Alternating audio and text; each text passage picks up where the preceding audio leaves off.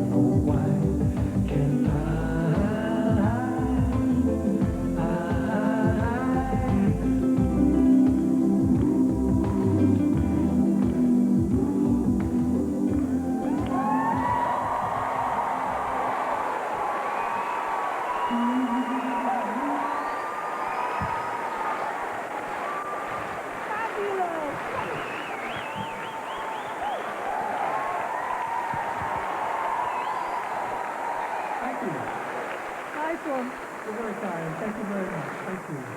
You're very kind. I know it's been a long night. Has that got hit written all over it or what? Well, yeah. What number is it at the moment? It came in at number 11. 11. Thank you very much 11. indeed.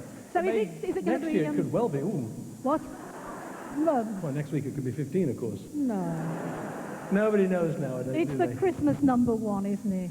Well, I don't know. It's really hard to tell anymore because with every year that goes by, the Christmas record at number one slot is more sought after than ever before. And everybody and their mother releases records at this time of the year. So the competition just gets hotter and hotter. If you happen to have a record that captures people's imagination, you're number one. If you don't, you're not. Let's talk about the album, because that's gone gold, hasn't it? Yes. Yes, it has. I was quite astonished because it's only been out about 5 or 6 weeks, and we were expecting a far longer road to getting a gold status. But yes, they presented to me on a breakfast television show, which you may have. I've done all the breakfast shows. You must have seen me sometime. But it was really quite a nice surprise for me to actually get that. And of course, for me, it's good because I'd been saying to my record company, is there any point in me recording if we don't get gold? You know, gold is 100,000 copies of your album, and if you get gold, it means that you can afford to make the next album. And so, my next album is safe. I'll have another go. Yeah. But the idea behind this one, it's an unusual idea for putting an album together, isn't it, this one? Well, yes. I don't want to talk too much about airplay and things, but that was one of the reasons. When my record company said to me what we'd like to do, because we don't know whether people will play it or not, we'd like to buy space on TV adverts and little sort of 20-second slots here and there, and therefore it would be really good if you did songs that people already know. If you get 20 seconds of a brand new song, you can't really tell whether you like it, but if you get 20 seconds of a song that you know, and then you hear it again the following day and the day after that, you either go, that's terrific, or rubbish. But at least you know what it is, and so that's one of the reasons why we did it. But Wanted is because I wanted to record these songs. These have been favorites of mine and my producer Alan Tarney's for ages. And the time we covered was from about 1956, I think that was Love Me Tender, right through to the Richard Marx song, which was in 1989. So that's the newest one on there, actually, the Right Here Waiting for You. But it was great fun doing them. They're all songs that you already know, and I must admit, I loved singing them. Right, let me sort of make you a bit serious now. And let's talk about September the 11th. I was being serious, actually. Were you? Yeah. Hard to tell, really, isn't it? You do it so well. Thank you.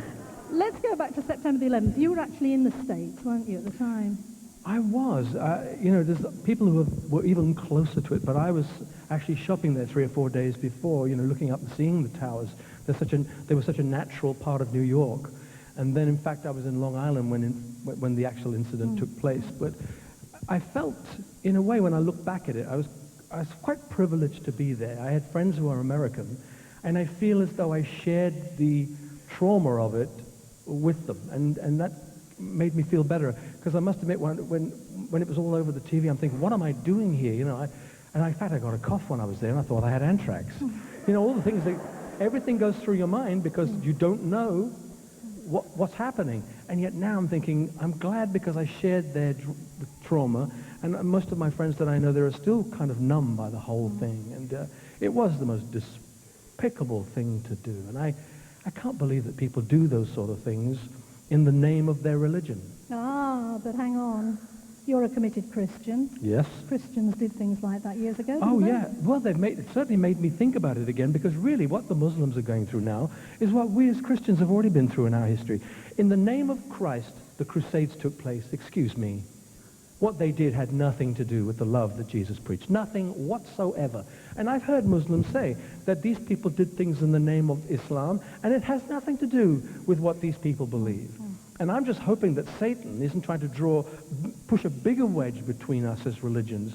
In fact, I kept thinking, if we could all be very serious about this, if they deny these people who do things in the name of their faith, and we can deny the people who do things in the name of our faith, we, the rest that are left over, should be much stronger together and combat this evil that it's not just America, it's the whole world. But as a Christian, what did you feel about that day? I mean, where was God?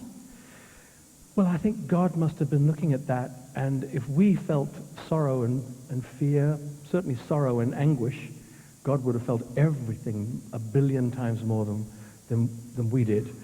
It's difficult. I know it's always difficult to answer a question like this, because I don't know what God was thinking when that happened. How can any of us know? All I know is that when he created us, part of our perfection, and it's hard to believe that we are perfect, one of the main things that makes us perfect is that he gave us, choice. And some people choose to do despicable things, and others don't. And I believe that this is much more the act of Satan than it is the act of God. That cough, I still have it. But it's not catching, is it? No. The incubation period finished about 2 months ago. Oh, good. But just finally, on the September the 11th, the repercussions of that are going to be going on for quite a while, aren't they? Yeah, I think so. I think what we have to do, though, is grow up, really. We've really got to grow up and say, we can't allow these people to change our lives for us. Why should we kowtow because they have the power within their grasp to do these horrific things? I read that people stopped flying and people didn't want to travel, didn't want to leave their countries, and I thought, this is ridiculous. That means that these people have won. So I think what we have to do is start living our lives the way we we were talking about this earlier. You said you still got home in tubes and things like that, and do the things that are normal and are the best ways for you to travel. I have to fly. They're not going to stop me flying, and so I fly. And we all have to do the things... Yeah.